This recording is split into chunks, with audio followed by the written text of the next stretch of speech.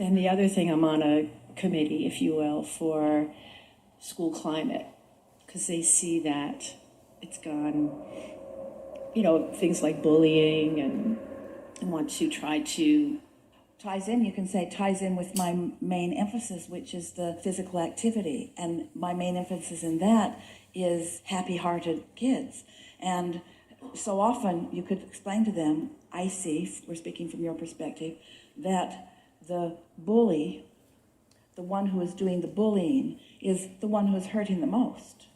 It's the one who has maybe been bullied before, but certainly isn't in that place of his true or her true joy. And so I think that we might be missing the mark a little bit by giving all of the attention in this bullying scenario to the one being bullied. Now, it's probably not a good idea to go into law of attraction with them there, because people who feel vulnerable attract bullies. They were just made for each other. And it's hard to help someone who's feeling vulnerable not feel vulnerable after a manifestation of why they feel vulnerable is in their experience. You could say, I think we've got to start in another place, because if we just push hard against the bullies and validate the victim, we're not helping anybody. Now, can they hear that? Yes. Yeah. I forgot what I was going to say about it. It wasn't so much about that in particular, but about school climate and how we walk through the halls and how we behave in the cafeteria. And, children will behave differently in the cafeteria than they will in the classroom or in the halls, and how to... But children will behave the way they feel in relationship to the pressure that's upon them. And so in the playgrounds, they behave better because they have more sense of freedom. In the cafeteria, they even behave better than in the classroom because they have a greater sense of freedom. Yes? No. Not exactly. What's going on in the cafeteria? They're wild. They're not with their teachers or the authority figure that they would... Oh, well, we think that's better. Right. They're exhibiting their freedom, but are they really misbehaving? So that's what or are they just having fun? I think you're right. When fun and misbehavior are put in the same category, you got a bigger problem than you think. That's what I'm talking about.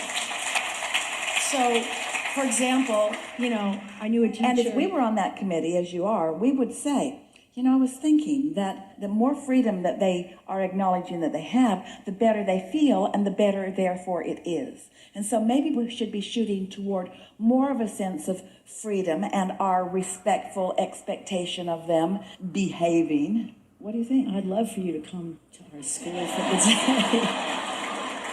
Because I do hear everything you're saying, and I feel we all, like you said, feel similarly. So you have a wonderful advantage on this committee, because you can say what you know from the inside of your experience. And so if we were in your seat, we would say something like, I've been thinking about this, and something just sort of is occurring to me in such a strong way that I have to say it.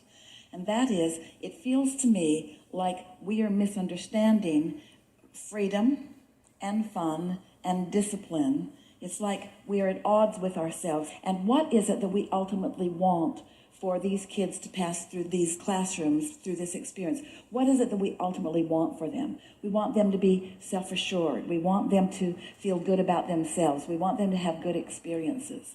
And then say, I have long thought that the experience of school is much more about the social interaction than it is about anything else, especially today when we all have access to whatever we want instantly on our phones. They all do too. So I think that what we're really learning here, of course, skills, all these magnificent teachers are helping with, say that, they'll like that. But even more important is they are learning how to be in the world. They are learning how to be with one another. They are learning how to be who they are. And if we're standing around and just by our presence we are causing them to be different than they are, what are they really finding out? I want them to know who they are by the time. How long are they in this particular school? 6 years. And so in these 6 years, I want them to leave here feeling good about who they are. And so everything that I'm thinking toward is about that. And I know from my own experience, say to them, that when someone trusts me and expects good things from me, it's easier for me to find it. And when someone is watching me and expecting me to do something that they're not going to like, it's like the devil made me do it. It's like I almost can't stop myself from behaving in the way. Mm-hmm. We have a question for you, because we really don't think you're going to make much headway in any of this, because a lot of their minds are made up. But from your experience, do you think, from what you observe overall in the school, whether it's the cafeteria or the playground or the classroom, do you think that the majority of children, we know there are exceptions, but do you think they're mostly in alignment with who they are or mostly not? From what you are observing. Mostly in alignment. And so your objective is to preserve that precious quality, not to drum it out of them. And so when you're just looking at it like that, what does rigid enforcement of rules or suspicious people prowling around watching, what does that accomplish in regards to that? Nothing. I mean, it makes it worse. And so what is your committee about? It's about the school climate. Well, what could be better than a climate where kids feel trusted and where they have relationship with teachers who are enjoying them rather than expecting them to misbehave? And I think that's where we're heading. I do. We just started this training process. Okay. Training of who? Training the teachers. Training teachers? Teachers to train each other about. It's a prescribed system, let's say. But it's. But what is the objective of it? Training them to what? Positive behavioral intervention support. PBIS. So it is acknowledging. Every one of those words that contradict the other one. There's positive and intervention don't go together. And neither does support. And so let's see if we can find a way that you can look at this differently. So positive meaning good feeling. Good feeling, interaction. Ask them if you can change the word from intervention to interaction. Or co-creation would be even better, but they're not ready for that. Positive, interaction. And what was the next part? Well, positive behavioral interaction.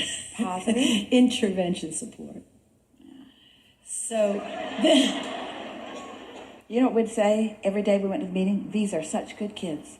I've never seen a group of kids that were more fun to be around. And you know what I like best? Tell them, I like the way the teachers and the kids are sort of playing together. I like how these children are interacting with teachers, that they're not feeling wary of them or guarded about them. Just keep saying it the way you'd like it to be. Because you don't have a problem there as long as the majority of people there are children. The children have them outnumbered. You don't have a problem there. That's the way we would look at it. That's the way we would feel every day. And that's the evidence that we would be looking for. And every time you see some evidence of that, we would remember it, we would write it down, we would talk about it in the meeting, and any opposition to that, we would not see. If you see something that fits along the guidelines of what they're worried about, turn the other cheek. If you see something that is supporting what you know to be, then talk about that. And they won't accuse you of trying to tip the scale, because you'll just explain, hey, it's just what I see. It's just what seems to always be coming around me. And then you can point out, and you, Honorary One, you're getting all the problems, aren't you? And there's a reason for, don't go that far. But there is a reason for that, isn't there? So we know that you know what we know, and we know that it makes sense to you, but we can feel, we talk a really good game up here. We talk about the laws of the universe, and here you are having to live it. Here you are having to find some way of making this fit into your day-to-day experiences. But the thing that we want to say about the importance of that is that you get it that your point of attraction matters a lot, because everything is responding to you and what your point of attraction is. But we want to remind you that your point of attraction is about what you're broadcasting, because what you broadcast is your energetic offering, and your energetic offering is what you get back.